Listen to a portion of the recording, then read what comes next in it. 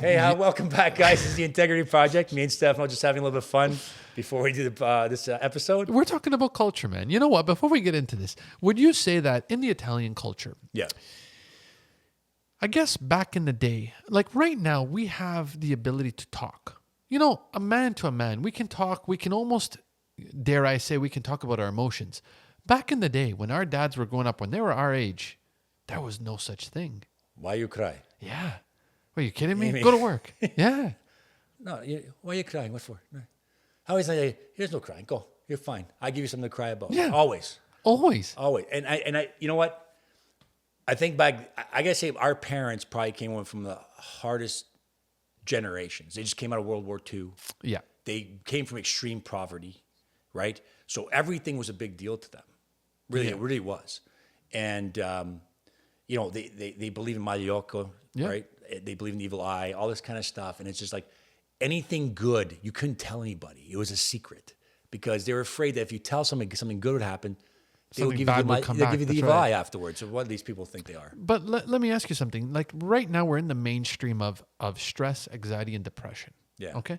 Back in the day, and I'm sure my dad suffered from it, and your dad suffered from it. Oh, But absolutely. it was never talked about. So, do you think circumstances in the 50s, 60s, 70s, maybe even 80s, would have been way different if they've come to an agreement and said, you know what? I think I might be suffering from depression. I think there's a lot of mental illness back then, and there's a lot of things people didn't talk about.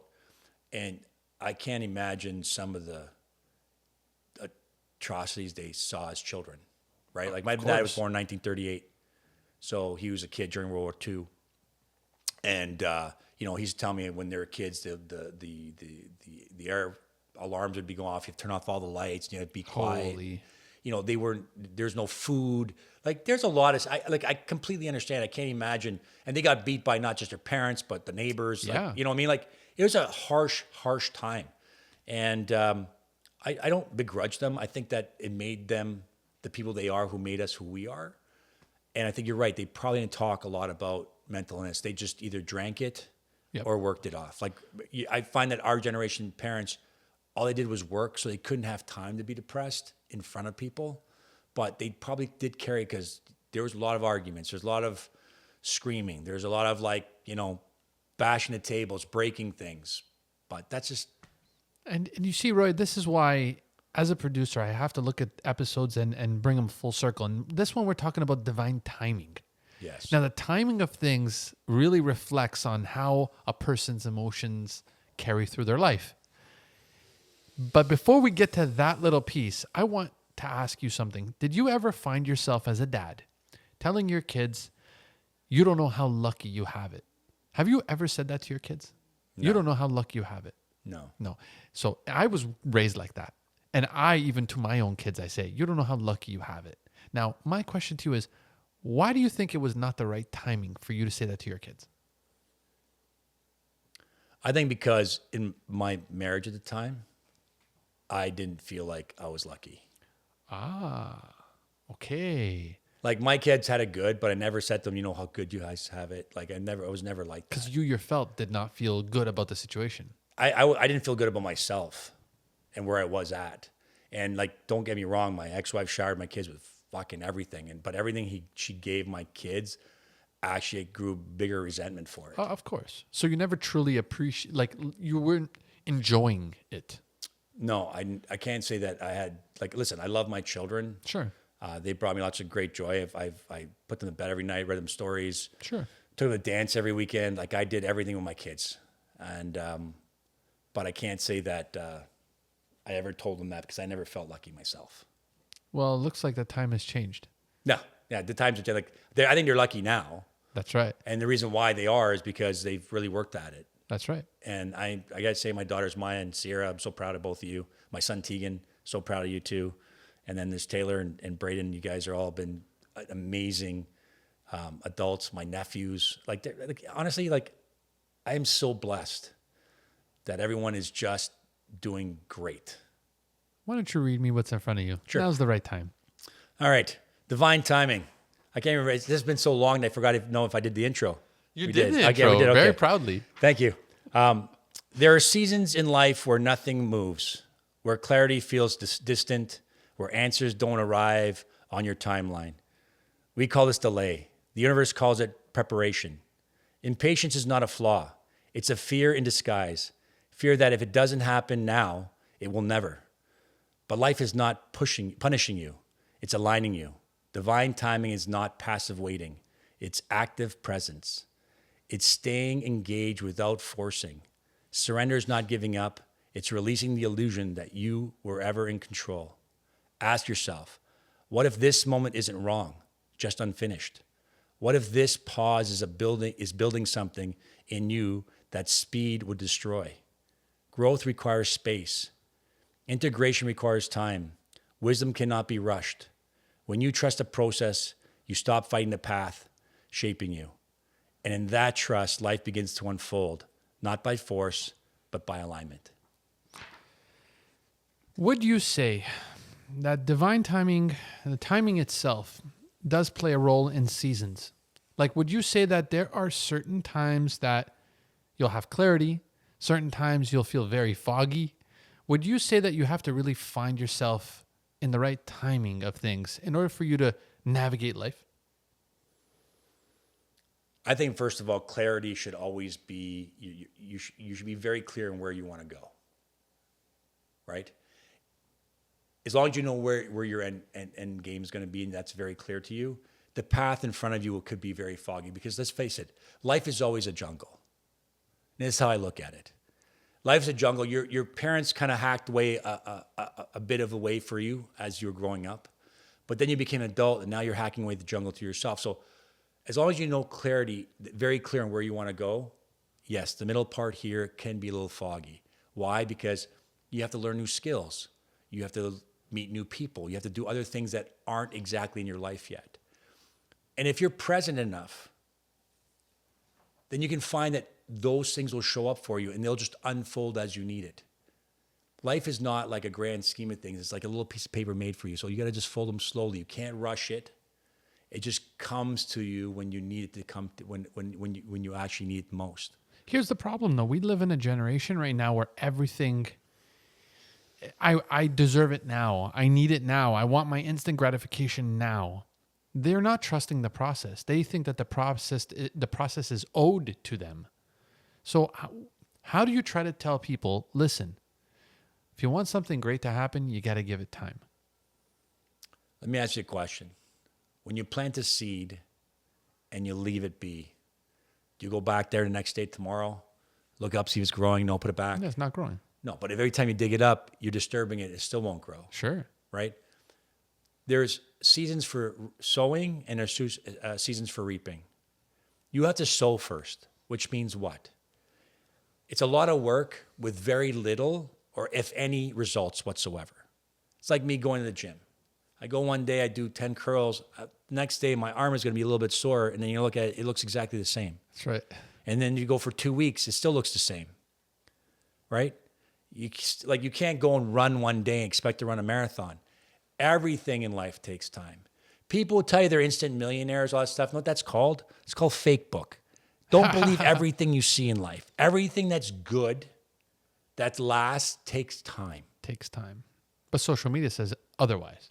Oh, yeah, I can get you from zero to $10,000 a month. Right. Yeah. Listen, I have all sorts of nephews that do all this kind of stuff, and I love it because sometimes I'll send them stuff, and it's like, this is bullshit, Uncle Roy. They even tell me now, and I thought, okay, I thought you'd be interested. I guess I stopped doing that now. Okay. But even though I have my stepson, Braden, and my nephew, Aiden, they're in internet lead generation business. Okay. I mean, it was 6 months before Braden started making money, and it was probably, 9 months before my nephew started making money. Wow. So it takes time to build anything.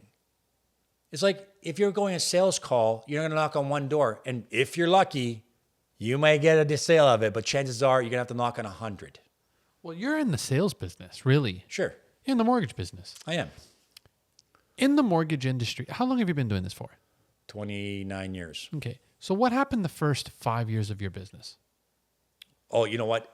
When I first started, mortgage brokerage kind of new. So I got to say it took me about 3 or 4 months before I started making consistent money. Okay. Well, that's Right. pretty quick.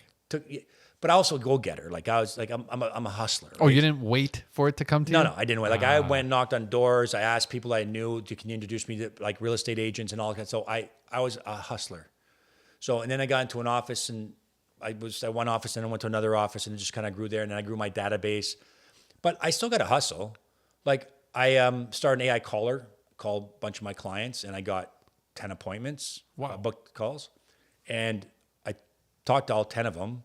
Out of 10, 8 of them, I just gave free advice to. So I'm not going to make any money off that, which is fine. Just honest, Sure. being trustworthy. There are 2 are going to turn into deals.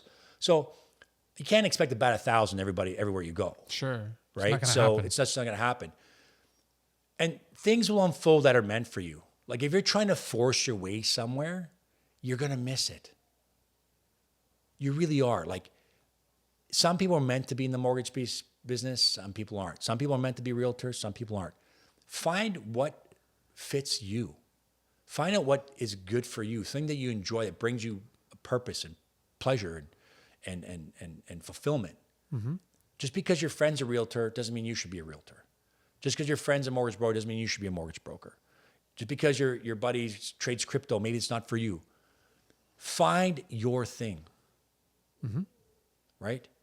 And then in time, divine timing, always like people like when I went to the Man on Fire things, everyone said, well, the 60-year-old guy said, I wish I did this when I was 50. The 50-year-old guy said, I wish they did it at 40. And the 40-year-old guy said, I wish they were doing it when they were 30. And 30-year-old guys wish they were doing 20. But I know if I went there when I was 25, I would have got up and left. Because to me, it was bullshit. Because divine timing for me is when I am ready. When you're ready. When I'm ready. And everything gets revealed to you when you're ready. Divine timing never lapses, never wrong. And if you don't see it, it's because you're not ready for it. There you go, Roy. Surrender is not giving up. It's releasing the illusion of control. Tell me what that means when it comes to surrendering fully, not lying to yourself, fully surrendering.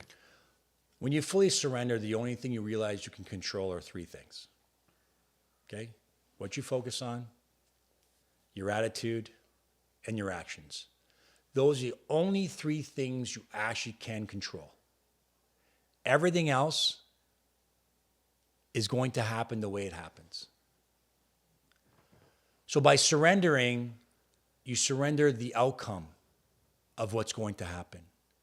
But you don't surrender the actions, the attitude, and the focus.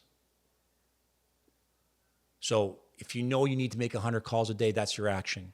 Your attitude is like, I am the person, I'm the trusted advisor, I'm the best person for this job, I believe in what I'm doing. That's your attitude. And your focus is on your goal. This is what I want to accomplish. And those are the only 3 things that you can actually control. Everything else is in God's hands. Now, one last thing before we sign off. The divine timing in relationships. This is a controversial topic, and I'll tell you why.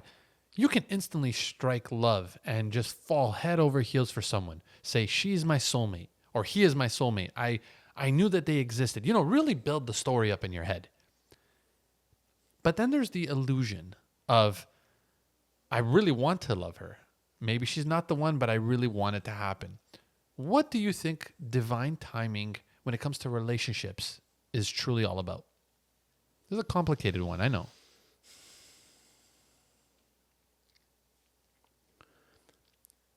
If Leanne, who I adore and love with all of me, Sure. if I met her when I was 20, we probably wouldn't be together. Right? This is why I only have one high school friend left. Right? I have lots of friends, got great social, but I have one of my high school friends only. Because for me, the divine time meeting him, and we grew together, and we kind of went in different ways. But he's a financial planner. I'm in the mortgage business. He's business minded. I'm business minded. We actually, funny thing is, like, we kind of married the same person almost. I'm a little bit beyond because I left mine and stuff. And anyway, and I think that is the key. It's not necessarily divine timing in a sense of like, I have to meet her when I'm 20. Divine timing happens when you're ready. And what I mean when you're ready, it's like when you've matured and your soul is the one that leads you forward, right? Because when you're young, a lot of times you're led by your ego, right? You want shinier, newer things. You want the hottest girl. You want the fastest car. You want the nicest house. You want all that kind of stuff. But as you get older, you realize those things don't matter. What matters is, you know, how much fun you have together. You know, how you look at each other and how intimate you are and how much respect you give to each other. Somehow what I can buy her, right? Like my ex-wife was very like, what are you buying me? What can you get me? How can I get my, I don't like that. And I don't like. And I didn't like it either. And it creates such a resentment in my heart, which I was really sad about too, because I didn't get married to get divorced. And, you know, deep down, I knew she wasn't right for me, but saying I could have made it work. But the resentment I had because she had no respect. But at the beginning, though, you didn't mind it, right? In the beginning, you think it's cute. In the beginning, it's like you buy her things because you want to make her happy. Mm-hmm. But then you're like, okay, I buy you things because I'm coming to see you. It's your birthday, whatever the case may be. But then when you're coming home and every day something new's coming in the house, I'm like, why you get that for? We don't need it. Oh, I just wanted to change this. And it was only $20. It's only $50. Like, it starts adding up, piling and piling and yeah. piling. And divine timing for me was like, you know, it just, when it ended, and it just unfolded. It just gave me the opportunity and I decided to end it. I think if that opportunity didn't come, I might even still be there. Of course. Right? So what I mean by divine timing is it just shows up in exactly the right time for you, the right person, right? So you'd be working so hard and all of a sudden that right client comes along, right? It's like, you know, doing this podcast, all of a sudden, divine timing. Sure. If I met you 2 years ago, you probably would have said to me, I'm not ready for this. I think that if I did 2 years ago, I don't think my podcast would be as powerful, and I don't think that I was ready for it, and I think that it just wouldn't have worked out. It would You have probably fizzed told out. me, don't waste my time. Like, Yeah. This is terrible. So that's what I mean by divine timing. When you are on the right track, your integrity is in line, your soul's leading the way, right? All of a sudden, things just seem to just appear out of nowhere. And even the bad things that you think, oh my God, I can't believe this person left my company. Or, oh my God, I can't believe this person left my... And all of a sudden leaves space. Because at first you're like, financially this really sucks. But it leaves such space for creativity. And it's like, okay, I can go back to the drawing board now. I kind of got away what I wanted my business to look like. And I can get back on track of doing that. So, divine timing, man. And integrity. Integrity... In time, you can get integrity, right? You're not born with it. Listen, integrity is just your foundation. It's where you start, right? Like without a solid foundation, everything you build is going to fall apart. So get into here, find out exactly what it is that you want, the person you want to become, and know what you're capable of. I think we spend too much time looking at the outside world and saying, oh, those are nice cars and those are nice houses, and I like her lips and her eyelashes, and I like her dresses, and everybody wants all these outfits because they want to never be in the same clothes on Instagram 2 times in a row, and every time you want to go on vacation, you buy 14 bikinis because you don't want the same pictures you had before. Like, these are all egotistical stuff. That's not to feed the soul. That's to feed the ego. But if you really dig deep and know what your truth is, and you can build the foundation around what your truth is and who you want to be, then you can build a nice, strong foundation where anything you build on top of there will last forever. And people forget, your integrity is your home. It's what calls you. It's what leads every decision you make. Every action you take comes from your integrity. Roy, it's time. Stefano, always a pleasure. Thank you, everyone, for watching this episode of The Integrity Project. Again, you can find us on all platforms, Spotify, at The Integrity Project. You can see us on YouTube at The Integrity Project and Instagram, RC Truth Academy. Until next time, folks, thanks very much.